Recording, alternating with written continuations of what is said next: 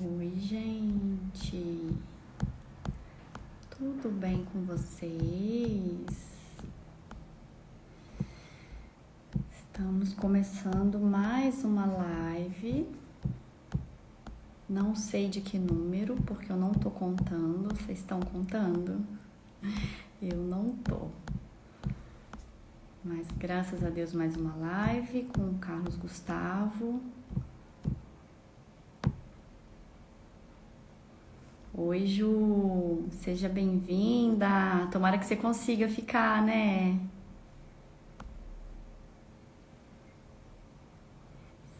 Sebre Barra, seja muito bem-vindo. Oi, amor.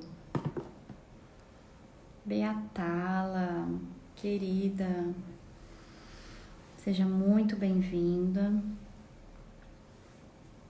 Raul, que saudade de você, minha querida cliente mineira. Ó, tá de pé esse trato nosso, hein, de você me pagar em doce de leite. Super aceito, viu? Melhor doce de leite do mundo. Eliana, seja muito bem-vinda, saudade de você. Mais uma, né, amor? Bora lá, parceiros na live. A gente tá esperando o Carlos Gustavo entrar. Gente, vocês já estão me seguindo lá no YouTube? Vai lá e se inscreve no meu canal. Toda sexta-feira tem novidade pra vocês, tá bom? Vamos combinar, Raul. Agora, a partir de agora, eu quero receber em doce de leite. Felipe, seja muito bem-vindo. Eu acho que hoje você pode contribuir também com a gente, hein, na live. Hoje o tema, eu acho que é um tema importantíssimo, um tema que abrange várias áreas, sentimental, financeira, que é a nossa relação com o dinheiro, né? Nós vamos esperar o Carlos Gustavo entrar, pra gente poder entrar no tema, mas é mais ou menos esse aí. Ana, beijinho, saudade de você, doida pra te encontrar. Lu, ai, Lu, que saudade de te ver todo dia naquele café, gente. A pandemia deixa uma saudade na gente, né? Todo dia eu via a Lurdinha, fazia o melhor café, saudade.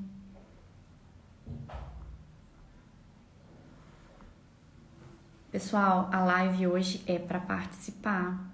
Mandem perguntas, tá?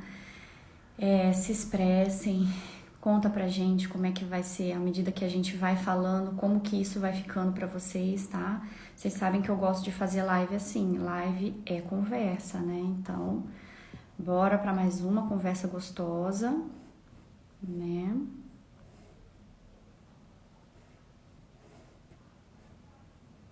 Eu tô aqui esperando que já o Gustavo entra e a gente começa. Enquanto isso, gente, vai lá, me segue. Quem ainda não foi, Ana, não sei se você já tá me seguindo. Me seguindo não, né? Se você já se inscreveu no meu canal do YouTube. Chama Empodera Psi. É um canal que ele vai tratar cada semana de um tema, tá? Na semana passada nós falamos para as solteiras, tá? Essa semana, a partir de amanhã eu já revelo um novo tema. Então toda semana vai ter alguma coisa, né? No sentido de empoderar vocês, tá? Do poder psicológico que a gente tem. Então seja solteiras, casadas, casados, solteiros. Cada semana a gente vai mandar um tema diferente para cada um de vocês, tá? Ah, é o Robertinho. Seja muito bem-vindo, Robertinho. Espero que você goste do tema hoje, viu? Isso aí. Você tem que clicar lá no botão, Ana, de se inscrever, tá? No canal. Eliana também, viu? Se inscreve lá. O pessoal que se inscreveu tá gostando bastante. Tá bastante contente com o que o pessoal tem visto e eu tô muito contente que vocês estão lá marcando presença, assistindo os vídeos, compartilhem. O pessoal que entrou aí na live, compartilha, vou compartilhar mais um pouquinho aqui também, Compartilhem, que nós estamos entrando ao vivo agora. Começando mais uma live.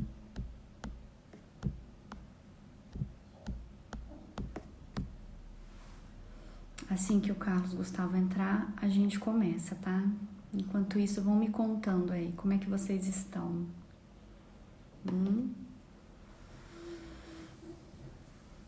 A Camila, seja muito bem-vinda, Cá. Saudade de você, hein?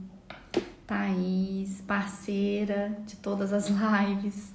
A Thaís vai virar parceira nossa aqui de trabalho, né? Gostei muito da nossa conversa do final de semana, viu, Tá? Fico feliz aí com o teu apoio, com tudo, viu? Muita saudade de você, minha amigona aí do Rio de Janeiro. Ai, que legal! Beatala tá trabalhando e assistindo a live. Assim que eu gosto. Bora assistir. Hoje nós vamos falar, né? O tema vai ser sobre a nossa relação com o dinheiro, tá? Que relação é essa? É uma relação saudável, não é? Nas últimas 2 semanas a gente veio falando da falta do dinheiro, né? Do medo do desemprego, né? Da dificuldade, às vezes, em poupar. E essa semana nós vamos falar do excesso.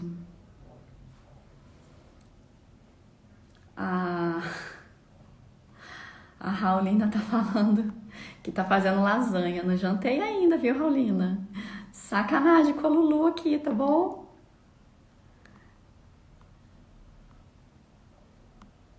A Thaís tá falando que eu arraso. Imagina, Thaís, quem arrasa é você. Olha, gente, o Carlos Gustavo chegou. Eu vou convidar ele a entrar com a gente. Fá, Dai, seja muito bem-vinda. Fá, meu amigo do coração. Bela Ragazza, seja muito bem-vinda. Ah, eu quero. Eu quero. A gente vai ter que criar uma forma, Raulina, de você me mandar lasanha, doce de leite. Oh, meu Deus do céu. Pena que essas coisas não passam pela internet, né? Eu acho que Gláucia, a feia mais bonita do Brasil. Linda, linda, linda, linda. Seja muito bem-vindo. Espero que você goste do tema hoje, viu? Vamos participar. A gente gosta de participação, viu? Deixa eu ver se eu consigo colocar, né, o Gustavo. Porque o Gustavo tá tentando entrar, mas eu não sei o que tá acontecendo. Ele não tá conseguindo entrar. Eu não sei por que ele não tá conseguindo participar. Não sei o que tá acontecendo aqui com o telefone dele. Mas enfim, então, para quem está chegando agora, eu vou explicar mais ou menos o que eu vou começar a fazer a introdução aqui enquanto o Gustavo não consegue entrar, tá? Há algumas semanas a gente vem falando da relação que a gente desenvolve com o dinheiro. E em tempos de pandemia, importantíssimo a gente ter uma noção de como está a nossa relação com o dinheiro. Uns seguram, outros gastam demais, né?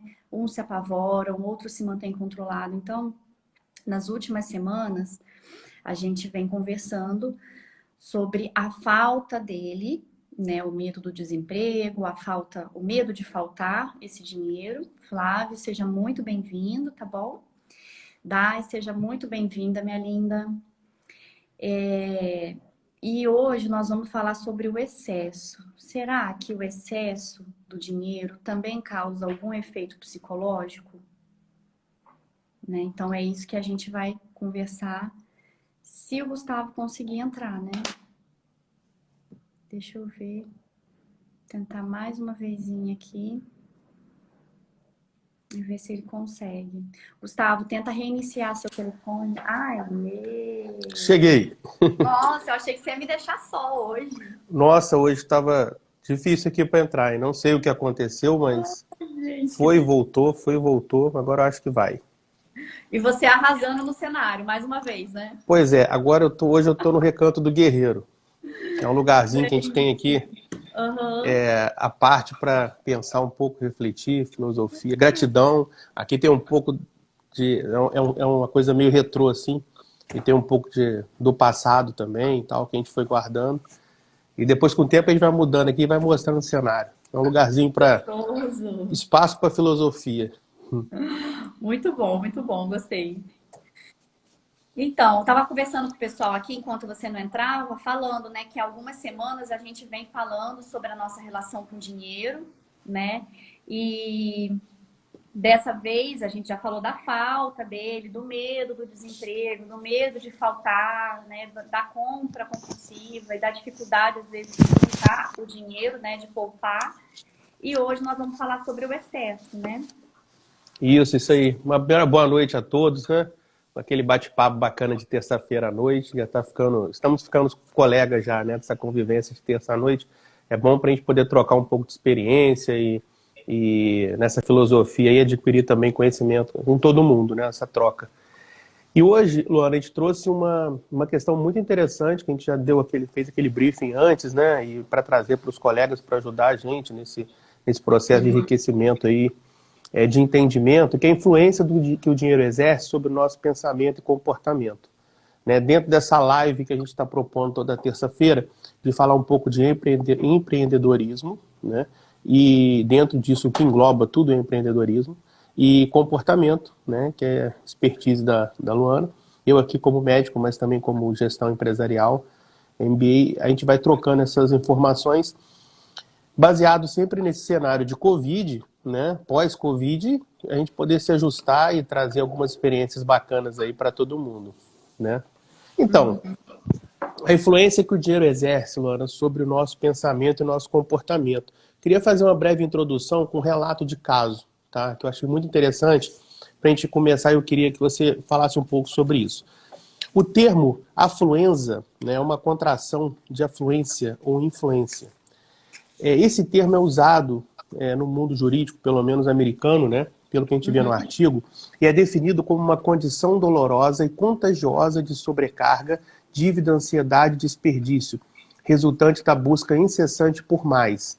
Costuma sempre estar sendo considerado como uma palavra da moda, né? E ela foi usada na defesa de um motorista embriagado no Texas, no ano passado. O réu era um garoto de 16 anos, e ele afirmava que a riqueza da sua família tinha que eximi-lo da morte de 4 pessoas. Bem, devido a esse termo afluenza, né, que ele foi vítima dessa condição.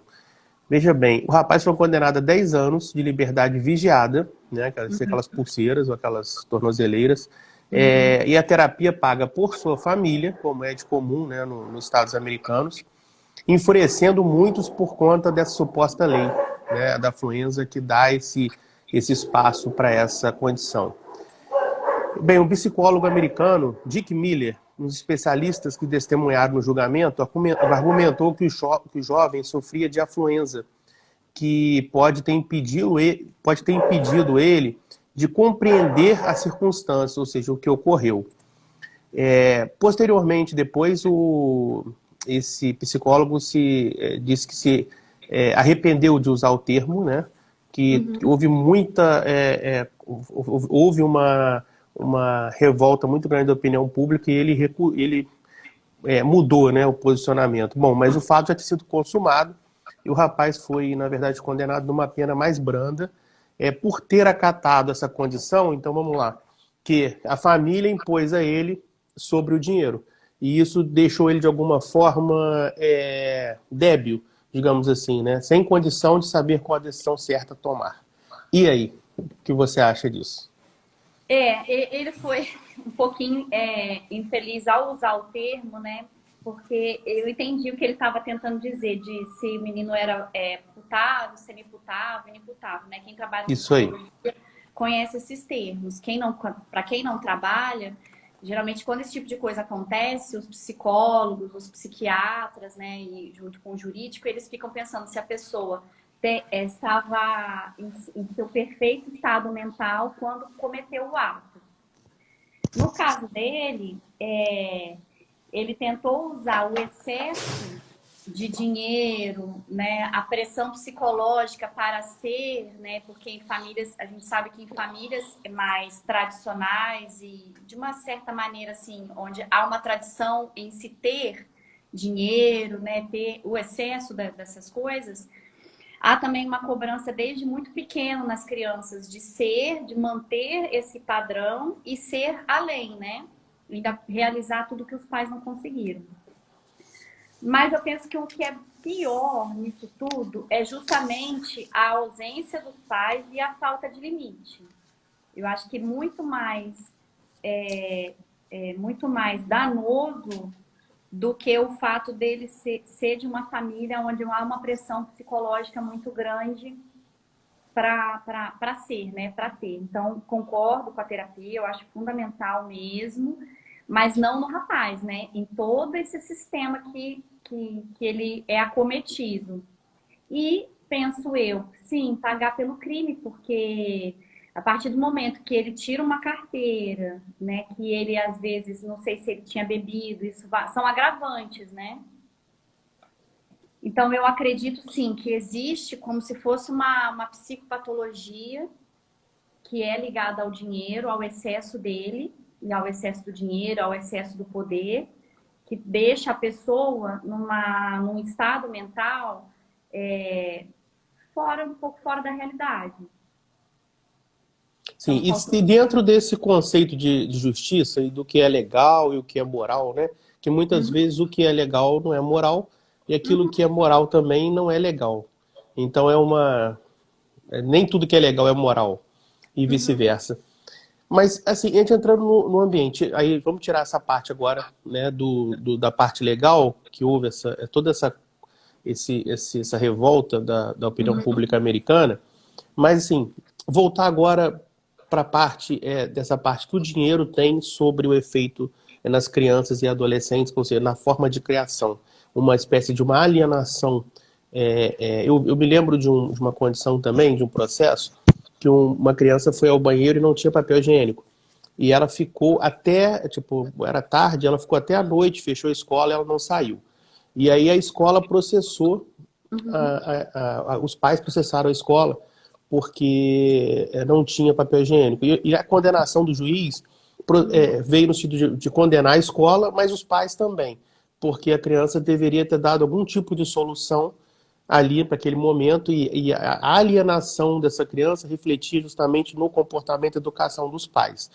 E aí eu te pergunto, a presença não é uma necessidade, mas assim, a presença do dinheiro pode ser um fator desencadeante dessa, ou muito, uma presença muito forte desencadeante de um fator de uma possível alienação por parte das crianças e adolescentes? total, né? Não 100%, a gente não pode falar assim, 100% dos casos é exatamente isso. Mas que toda a dinâmica que gira em torno das famílias que têm dinheiro em excesso, né? E que trabalham desenvolve como se fosse uma compulsão, né? Como se fosse uma síndrome mesmo, de quanto mais eu trabalho, mais eu quero, quanto mais dinheiro eu tenho, mais dinheiro eu quero, menos eu consigo me colocar no lugar de quem está abaixo. A gente pode perceber isso naquele filme O Poço.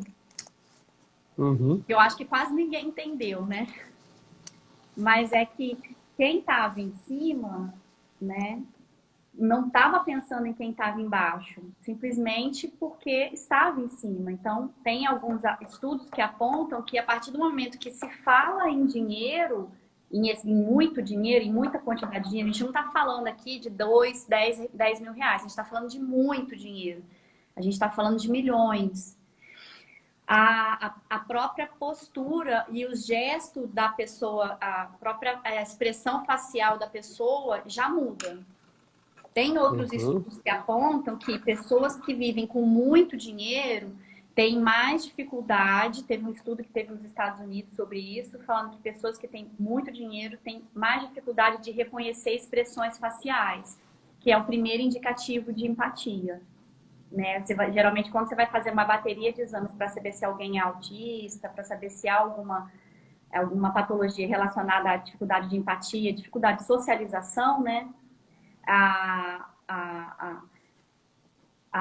reconhecimento das expressões faciais é o primeiro teste que você faz. E esse estudo apontou que as pessoas de famílias mais ricas têm mais dificuldade de reconhecer expressões faciais.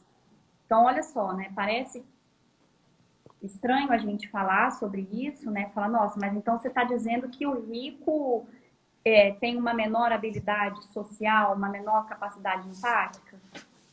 Às vezes, sim. Né? Dependendo da dinâmica que gira em torno, que é herdada, né? Vai fazer muita diferença se aquele dinheiro ele é de família, se aquele dinheiro como ele foi construído, como ele foi conseguido, né? Como ele é mantido.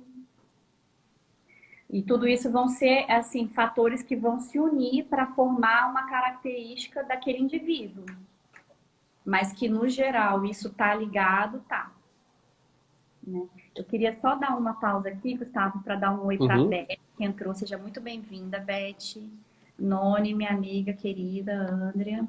Alexandre. Giovanni. Nossa, que saudade de você. Quantos anos, hein? Tem uns comentários já aí, né? Vamos passando os comentários. A Camila tá falando aqui que o filme é um ótimo exemplo. Não, antes disso...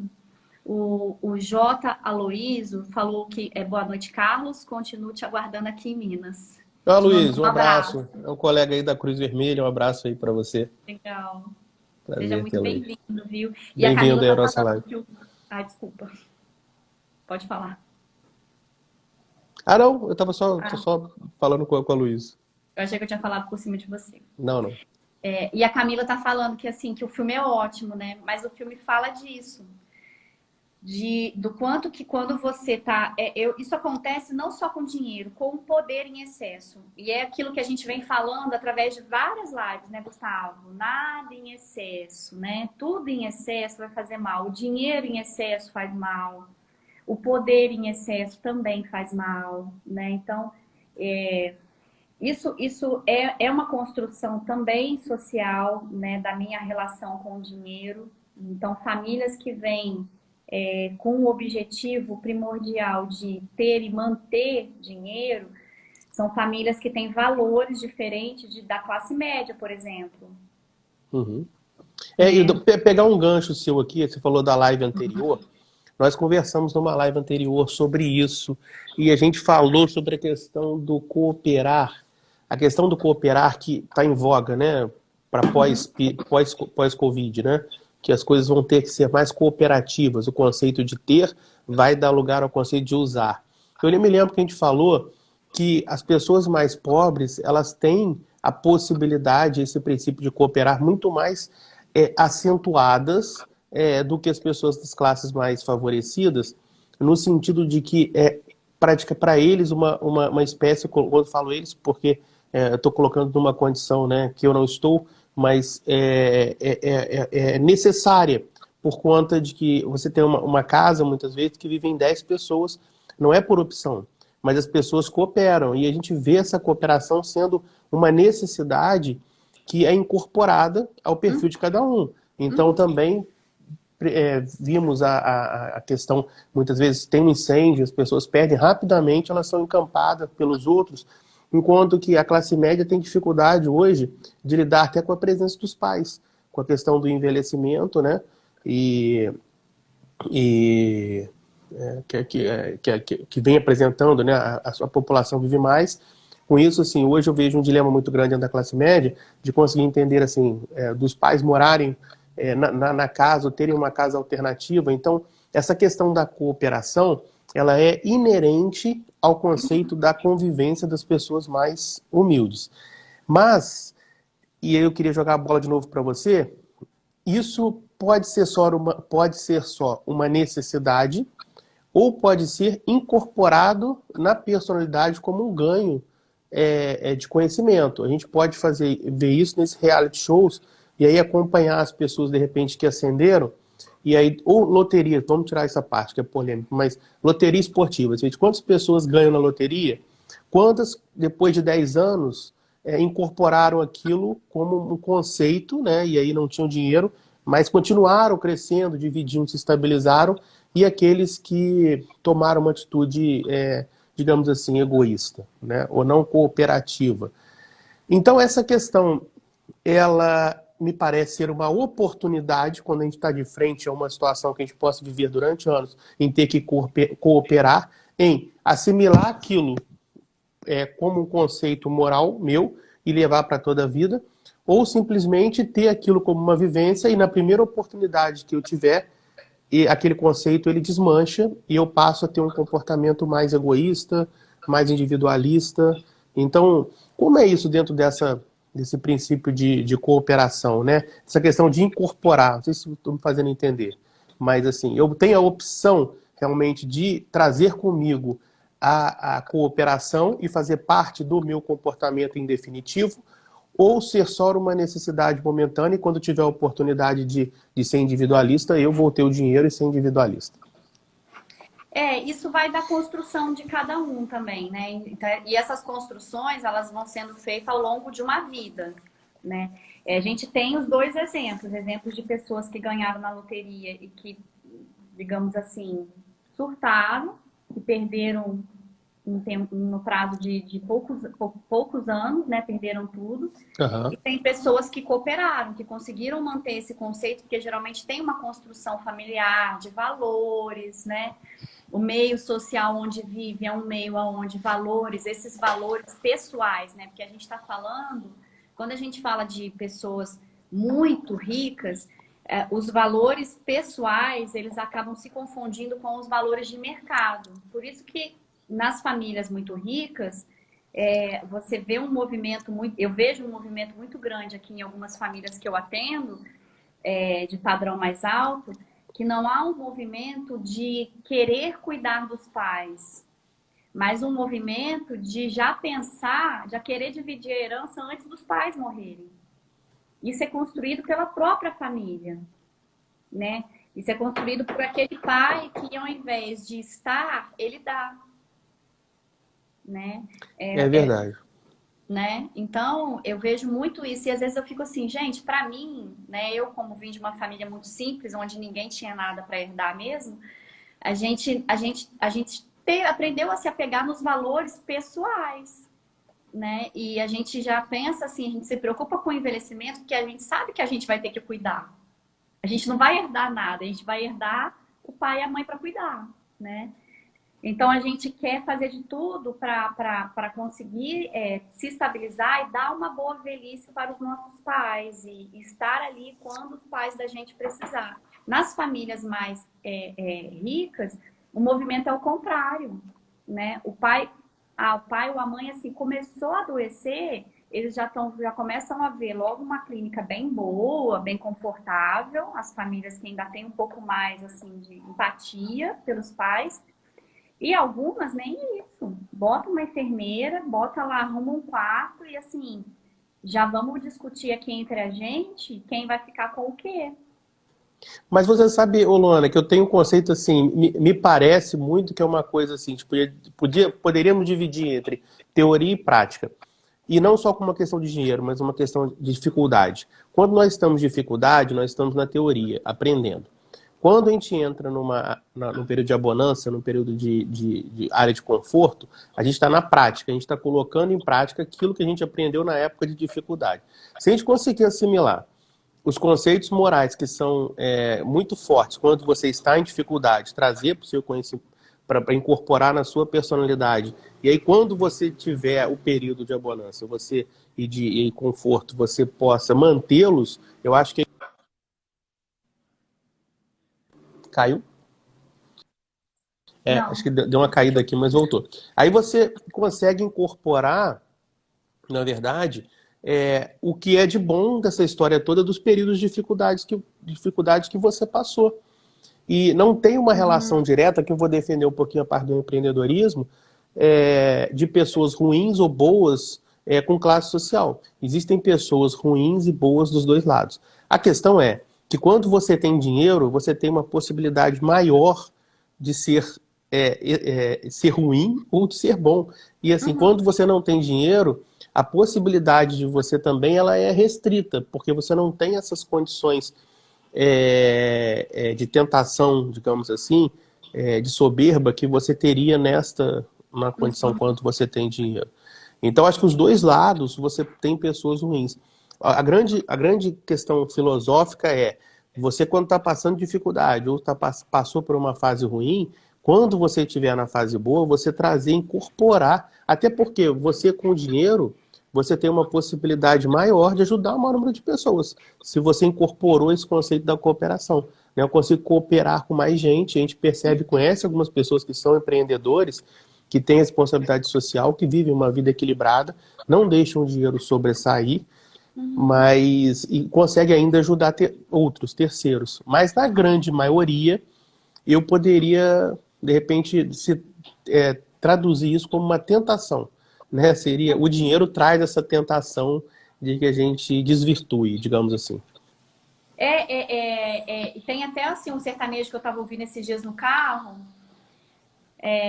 que estava falando justamente disso, assim, que ele queria a moça e ele ia trabalhar muito e ficar rico para poder casar com a moça, mas pensando bem que ele não ia fazer isso, porque senão o dinheiro ia subir a cabeça e ele ia querer, acho que não sei, acho que ele queria casar com ela e acho que quando eles tivessem 40 ele ia estar rico. Aí ele falou assim, não, pensando bem, eu não vou fazer isso não, porque se eu ficar rico, você estando com 40, eu vou querer duas de 20. Aí o sertanejo brinca com isso, né? Com essa ideia, assim. Mas, na verdade, eu percebo que o que faz a diferença são as vivências, realmente, né? As oportunidades de evoluir. Eu vejo que o sofrimento e a dificuldade, as adversidades, de uma certa maneira, eles são oportunidades da gente evoluir. Né? E nas famílias tradicionalmente assim mais ricas, não é que não tem sofrimento, tem, tá? Rico também sofre e sofre muito, entendeu? Mas é um sofrimento diferente, né? Enquanto às vezes o pobre, digamos assim, quando a gente fala pobre, a gente está falando de pessoas assim bem sofridas, pessoas que realmente assim batalham hoje, né? Ele tem diversas oportunidades no próprio dia a dia dele mesmo, de se superar, né, sofrimentos que são inerentes, a dificuldade às vezes de chegar do trabalho, de voltar do trabalho, de ter um patrão que não pode escolher, de estar numa profissão que não pode escolher, de às vezes ver um filho sofrer e não poder dar o melhor. Então são oportunidades de evolução, são situações que já te colocam num lugar de ter mais empatia, de conhecer o sofrimento humano. Enquanto que nas famílias tradicionalmente mais bem de situação, essas situações elas não conseguem ser evitadas. E é claro que toda vez que a gente pode evitar um sofrimento para um filho, claro que a gente vai evitar, né? A gente não está aqui julgando nem dizendo que o rico é ruim, né?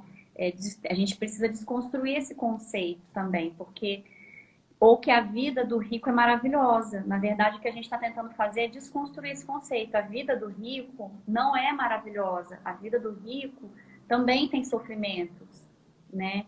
Nem sempre o rico ele é pleno, porque o próprio ter em excesso e se cobrar para manter esse excesso e ser cobrado da família para ser tudo isso, para atender as expectativas, por si só já é um sofrimento enorme. Né? Hoje eu trabalho bastante com famílias de classe média alta e eu vejo que esse sofrimento é real. Né? Então, mesmo para desmistificar, sabe? Porque há uma certa estigma, assim, às vezes, da pessoa que vive uma situação mais limitada financeiramente, olhar para o rico e falar assim, mas você não tem o direito de sofrer. Ou às vezes de olhar para um rapaz desse que atropelou as 4 pessoas, que você estava falando no começo da live, e falar, mas que motivo que esse rapaz tem para sofrer? Aí você vai olhar dentro da construção familiar dele, ele nunca foi ouvido, ele nunca foi olhado como filho, ele foi olhado como um belo objeto de superação e de uma vitrine, digamos assim, um belo produto na vitrine dos pais, né? Às vezes falta para ele conversas, diálogos, afeto, presença, né? Então sobra críticas, né? A vontade de conviver com os pais e ter que se conformar em conviver com as babás. A gente não sabe pelo que essa pessoa passou. É claro que a gente tá no mundo real, né? E no mundo real, 4 pessoas foram assassinadas, né? Mesmo que não intencionalmente. Mas no mundo real, essa pessoa sofreria as consequências dos atos, né? Mas que sim, há uma construção por trás disso. Não tem como negar. E esse não tem como negar, voltando aqui ao nosso artigo, ele cita o seguinte: o fato é que o dinheiro muda tudo. Isso é um fato, né? Como muda é o que nós estamos discutindo aqui, que é o aspecto científico e filosófico, né? A afluência pode ser real ou imaginária. E aí, seguindo aquele conceito que a gente sempre dá a dica, né, do filme, você falou do Poço, aqui ele cita a questão da classe social, né, a maneira diferente de enxergar as coisas, e a riqueza ou a busca dela pode ser ligada a comportamentos imorais. E cita o filme O Lobo de Wall Street. Não sei se você já viu, mas Já. justamente trata dessa situação. Para fazer um comentário também, Luana, sobre essa questão do sertanejo, eu acho interessante. Eu acho que música sertaneja é meio a continuação de Nelson Rodrigues, assim, né? É. Porque a vida como ela é. Eu era, desde moleque, eu queria. Eu trabalho com resgate hoje, né, na rodovia Presidente Dutra, mas desde pequeno eu queria fazer resgate. Então, eu era moleque ainda, eu ia para rodeio. Aqui tinha muito rodeio. Então, a gente tinha uns grupos lá de primeiros socorros, quando o boiadeiro caía, então a gente convivia com aquelas coisas, né? E a realidade deles é muito sofrida, é muito à flor da pele. Aquilo, na época eu aprendi a respeitar porque a questão religiosa e, né, é uma coisa de vida ou morte. E aí a questão do que a gente ouve nas músicas que você falou é muito a flor da pele, Nelson Rodrigues purinho, né? O que acontece no sentimento deles, eles cantam e falam. Muitos consideram brega, cafona, mas eu acho que é uma coisa à parte. Eu acho que é uma forma de você entender realmente o que aquelas pessoas passam. É o que você falou, passa você ouvir e entender, é comportamento o tempo todo, é dificuldade com dinheiro, muitas vezes de forma cômica, né? De forma de brincadeira, mas sempre reflete uma realidade daquilo que a gente está, sempre, como você deu exemplo aí, né? É. E é engraçado, eu acho, você pegando esse gancho no sertanejo que você está falando, né, Gustavo? Como que o sertanejo fala de compulsão? Eles falam muito, assim, o quanto que esse mundo do viver no limite, né, entre a vida e a morte, no caso do boiadeiro, né, no caso do peão, né, e até pro sertanejo, né, aquele cantor que tá ali falando da vida cotidiana dele, o quanto que esse sucesso, o quanto que isso tudo tá ligado com dinheiro e compulsão. Ou eles estão falando de álcool, ou eles estão falando de ter várias mulheres, né? Ou então eles estão falando da dificuldade de administrar tudo isso. E como eles sofrem, né? Quando uma descobre a outra, ou quando eles são largados, ou Por isso que as quando... pessoas conceituam como sofrência, né? Na Sim, verdade, assim, é um intermédio que não é, conseguiu achar um termo ainda de equilíbrio, né? entendeu? Porque eu penso que, enfim, a gente não pegou a live para falar disso, mas que sim, é uma coisa que eu vejo hoje em dia, com muito respeito, né, dos homens, que nós, mulheres, a gente pode chorar, a gente pode ligar para a mãe, a gente pode ligar para a amiga, a gente pode perturbar o marido. Quando a gente está sofrendo, a gente tem muitas opções do que fazer com o nosso sofrimento, né? A gente pode ir para terapia. Para o homem, só resta o quê? Né? O homem não pode se abrir, não pode falar, senão ele é mole. Não pode chorar, não Ele pode. não pode se negar, né? Ele não pode se negar porque senão ele é frouxo, Exatamente. E essa né? cultura, nesse ambiente, ela é muito forte, né? Ela é Muito muito forte. rígida, né? Então, o que que resta para eles? Trair e beber, porque é assim que eles vão lidar com o sofrimento deles, que é real. O homem também sofre, rico sofre, pobre sofre, homem, mulher, todo mundo sofre, né? Então, ter que dar conta, esse ter que dar conta do rico é muito parecido com o ter que dar conta do homem, sabe? Não, eu não posso me abrir, porque senão eu desconstruo aquela imagem que é socialmente esperada de mim. Então, o rico, como o lobo de Wall Street, por exemplo, vai gerando uma compulsão. É um comportamento compulsivo, né? Onde eu consegui, é como se fosse um jogo patológico, é como se fosse não o uso de uma substância química, mas é um comportamento, é uma compulsão de comportamento, porque é um comportamento que eu faço repetidamente que altera a química do meu cérebro. Então, o trair, né? O viver perseguindo o dinheiro, o gastar. A questão do trair, que é uma live à parte, né, que a gente pode colocar aqui, mas voltando a essa questão do sertanejo, mas é uma questão cultural muito forte também do próprio homem.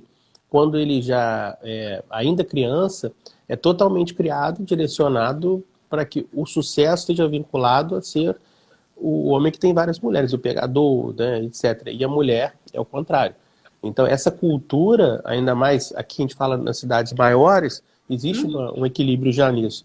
Mas nessa cidade de interior, isso é muito forte ainda, essa cultura. Então, quando chega na fase adulta, na verdade, ele não sabe nem o porquê. Pode ser que ele tenha uma vida feliz, equilibrada, mas mesmo assim ele vai buscar uma outra forma de tradição porque o sucesso está vinculado lá com a infância dele a isso.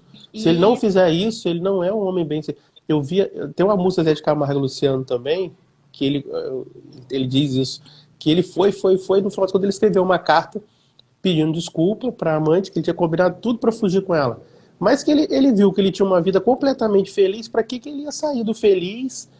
E aí ele escreve essa carta, né? E a mulher compreende isso para ele compreender tudo mais.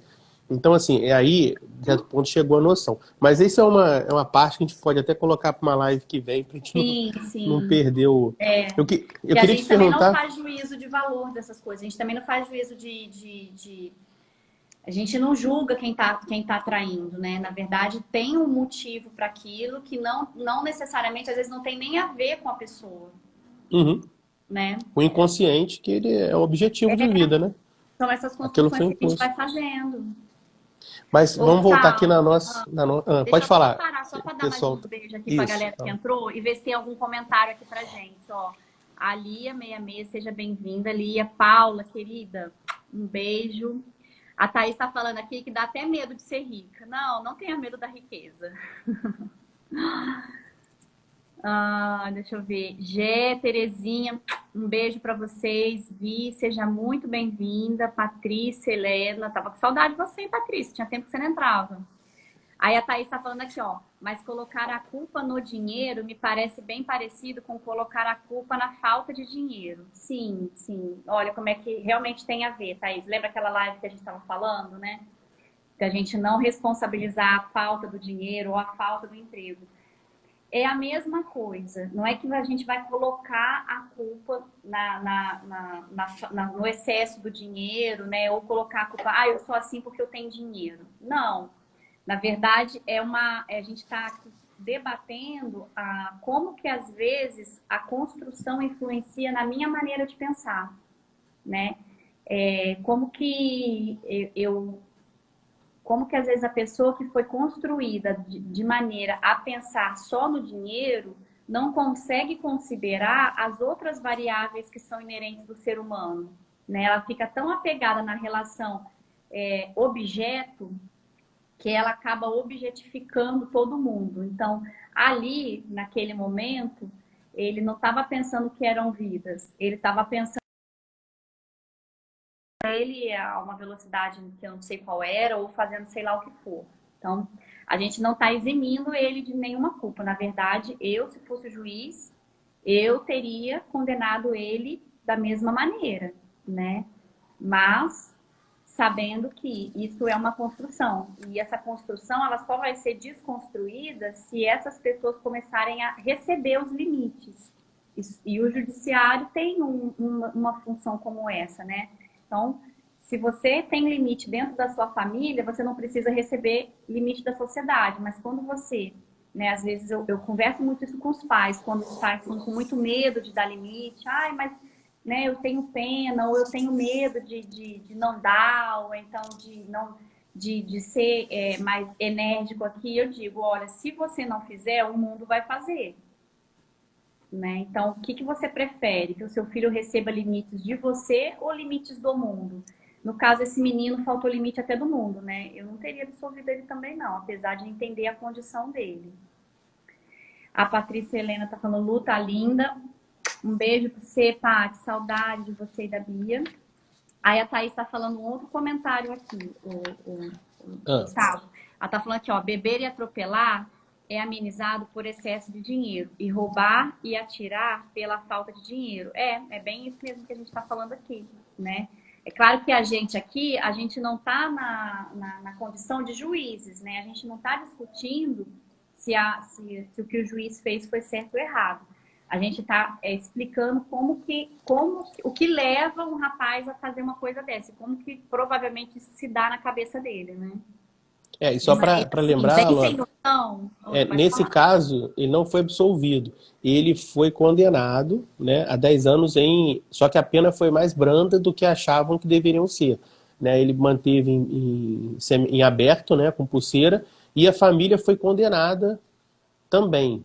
Né? Então, assim, não só ele, mas toda a família. A família foi condenada a pagar o apoio psicológico por 10 anos para ele. Então, meio que ele tentou resolver a forma, mas de qualquer forma o juiz amenizou. Né? Uma pena dessas, a gente sabe que seria muito mais rígida. Ele amenizou por conta dessa espécie de entendeu essa alienação que foi imposta a um jovem pela própria família. Então fez esse meio termo, né? Uhum. Não te fazer uma pergunta aqui, então, assim, mais dinheiro, menos empatia? Quer dizer, a gente não está aqui demonizando o dinheiro não, tá, gente? O que a gente está falando é que a live de hoje, pelo contrário, eu como empreendedor, eu tenho que defender. O que eu vejo desse ponto é que você tem que ter o equilíbrio. Você pode ter, mas o dinheiro vai inevitavelmente trazer desafios. E é esse que é o motivo da live. Então, tem várias pessoas que têm muito dinheiro, são bem-sucedidas, né, são ricas e elas até ajudam outras pessoas e incorporam esse conceito ético-moral. Acho que tudo faz parte de incorporar, enquanto você está na dificuldade, as coisas do aprendizado que a dificuldade te impôs, e quando o dinheiro te oferecer a facilidade, você não ceder a isso. Quer dizer, você vai trabalhar outras questões. Mas a pergunta é, mais dinheiro, menos empatia? Essa é uma questão que eles avaliaram o seguinte. Observando dois estudantes que jogavam Banco Imobiliário, que é um jogo da nossa época, né? Eles observaram que um deles recebe muito mais dinheiro que o outro. O jogador mais rico demonstra um desconforto inicial, mas depois passa a agir agressivamente, ocupando mais espaço, movimentando suas peças ruidosamente, provocando o jogador com menos dinheiro. Então, num primeiro momento, o dinheiro causa um desconforto, mas logo depois gera uma agressividade de comportamento. Isso pode refletir na nossa vida? Pode. Primeiro que eu penso assim, quando esse desconforto inicial é ele se acostumando com a nova condição, né? E eu vejo que muitas pessoas que conseguem, que ganham dinheiro, assim, durante a vida, né? Não que herdam, mas que conseguem, através do próprio trabalho, dessa agressividade que a gente está falando, uma agressividade boa, uma agressividade de ir atrás, de ir em busca, né? Em algum momento, em determinado momento, elas sentem muito medo de perder, né? Principalmente dependendo da maneira que esse dinheiro foi conquistado. Esse dinheiro foi conquistado de maneira lícita, ilícita, né? Então, esses dias eu estava assistindo, eu peguei para assistir o Poderoso Chefão. E antes eu tinha assistido Peaky Blinders, que é uma série também da Netflix. E eles são gangsters, né? O Poderoso Chefão, muita gente conhece. Gente, assiste o Poderoso Chefão, que vocês vão entender exatamente isso que eu e o Gustavo nós estamos falando aqui, sobre as construções que as famílias vão fazendo em torno do dinheiro. É isso que a gente está discutindo. A gente não está julgando, a gente não está falando mal de rico, muito pelo contrário. Eles são pessoas boníssimas, né?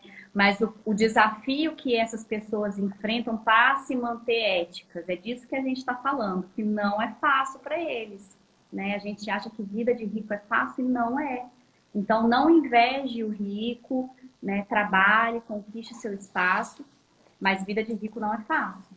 Então, o quanto para essa família, tudo que eles tiveram que quebrar em relação à ética, tudo que eles tiveram que enfrentar para manter o poder e o dinheiro. Então, é um filme que eu super recomendo para vocês assistirem depois dessa live. Vocês vão ver que tudo isso que a gente está falando vai fazer sentido, né? Porque valores como a própria família, que é uma instituição, né, digamos assim, que seria a instituição mor, né? Eles matam em nome da família, a própria família. Olha isso. Então, como que essa ética ela fica elástica em torno do poder e do dinheiro? É disso que a gente está falando. Na Né? verdade, a gente está precavendo, né, Luana? A gente está passando uma coisa que na verdade, científica de universidade. Não é que a riqueza vai trazer isso, não. Pelo contrário, existe um grupo de pessoas que conseguem passar por isso. E eu acredito que esses sejam realmente os bem-sucedidos. Eles lidam bem com a questão da família, do dinheiro, mas em grande maioria das vezes, o dinheiro oferece uma série de areias movediças, de tentações, que as pessoas vão acabar se deslocando, e aí há uma coisa ruim, né? Eu acho que o parâmetro, ele ocorre quando os interesses pessoais começam a sobrepor os coletivos. No sentido de que qual a relação que você criou entre as pessoas que você convive? A relação ética moral. Então, nem tudo, como a gente falou, nem tudo que é legal é moral, nem tudo que é moral é legal. Sim. Então, porque eu fiquei rico, não é ilegal que eu deixe de conviver com A, B ou C ou pessoas que antes eu convivia. Ilegal não tem nada na lei dizendo que eu não posso fazer isso. Mas a questão é moral. Então, dentro de um conceito que você viveu, que você conviveu, você deixar esse convívio, ele passa a ser uma questão que você está quebrando confianças, né? Que foram muitas vezes que levaram anos para serem construídas, né? Uma quebra-cabeça montando ali, e muitas vezes com uma condição, ganhou na loteria, né? Você destrói aquelas relações em meses, dias, né? Por conta dessas questões que nós vamos colocando aqui. E isso é perigoso, né? Sim. Temos que manter firme a nossa condição ética e saber lidar com os desafios, né? É. Que vem pela frente. Um estudo, Luana, feito pelos pesquisadores de Harvard, ele constatou que só de pensar em dinheiro algumas pessoas adotam um comportamento antiético. Depois de serem expostas palavras relacionadas a dinheiro, os participantes se mostraram mais propensos a mentir e se comportar imoralmente. Olha Científico, né? só, A gente não está que achando coisa, aqui, né? a gente está falando de pesquisa científica. Né? E quanto que isso mexe com a cabeça das pessoas. Então, aquele clichê, né, que a fama subiu a cabeça ou o dinheiro subiu a cabeça, é um desafio real. Você mudar o teu padrão de vida e, ao mesmo tempo, se manter ético. Uma por conta dessas areias movediças que você está falando, né, que a própria condição às vezes coloca, né? Outra é pelo entorno, né? Você vê pela política, às vezes a pessoa entra bem intencionada, mas para se manter ali, ela precisa mudar o pensamento, porque senão ela é naturalmente expelida daquele ambiente, né? E eu acho que o momento que a gente está passando de pandemia coloca muito a gente para refletir em torno disso, né? Por que a gente resolveu trazer esse tema hoje? Porque a gente está num momento onde a cooperação ela é fundamental para a gente sair dessa situação. E a gente, pelo menos aqui no interior de São Paulo, aí no Rio já reabriu um montão de coisa, né? Mas aqui no interior de São Paulo, que são regiões predominantemente ricas, né? De pessoas predominantemente ricas, aqui a gente tem uma qualidade de vida muito boa em termos de recursos financeiros. Nós ainda. Ribeirão Preto já voltou para a fase vermelha e Rio Preto está sim para voltar para a fase vermelha. Porque as pessoas não conseguem pensar no coletivo. Enquanto muitas pessoas estão perdendo seus empregos, muitas pessoas estão ficando sem trabalhar, está tendo festas assim nos barcos imensas, né? Festas nos ranchos, assim, de mais de 100 pessoas, né? Então, e não são os pobres que estão fazendo, né? Então, como que realmente é difícil para uma pessoa que está num patamar financeiro elevado pensar no coletivo, pensar em quem está embaixo, a pessoa que está, né, naquele momento ali se divertindo numa festa para mais de 100 pessoas, no seu rancho, no seu barco, né? Não está pensando naquele lado que trabalha no comércio, que está perdendo seu emprego porque o comércio não abre, nas pessoas que estão nas manicures que não estão podendo trabalhar, nos cabeleireiros, né? Então, nas pessoas que estão perdendo a vida, enfim. Então, A grande questão do Covid, eu acho que trouxe ensinamento pra gente. A gente já falou sobre isso, que é justamente esse, sozinho não vai. Ou vai todo mundo. Então, assim, essa questão da doença, como ela surgiu, a questão da desigualdade social, carne crua, animal silvestre, tudo isso que a gente já falou, é que sozinho não vai. E se continuar, nós vamos ter outros problemas para frente. Até que as pessoas entendam que isso aí, o coletivo ele é mais importante, tem que ser mais importante sempre que o individual. Outra questão, Luana, o dinheiro pode ser viciante, né? E aí uma pesquisa também relacionada, feita pela psicóloga Tyann Dalton, ela coloca a necessidade compulsiva de obter dinheiro, muitas vezes considerada parte de uma classe de comportamentos, conhecida como vício processual ou vício comportamental. A gente teve recentemente um político que foi condenado na Lava Jato dessa aí, e que ele fez delação premiada. Ali ele expôs tudo, já nada a perder, e ele comentava sobre esse vício, que ele comentou que chegou uma hora que ele já tinha tanto dinheiro que ele vivia mais três vezes a vivência dele aqui, mais 300 anos, e ele não ia ter como gastar. Mas ele já não conseguia mais parar de roubar. Ou seja, ele ficou dependente do dinheiro. Então, assim, existe essa relação do vício pelo dinheiro, né?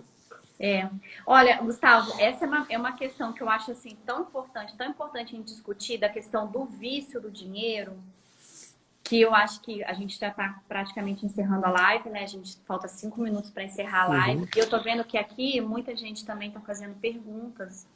O que você acha da gente responder essa pergunta na semana que vem, né? Porque eu acho que ela merece bem mais que 5 minutos para ser respondida, né? É uma coisa bem importante.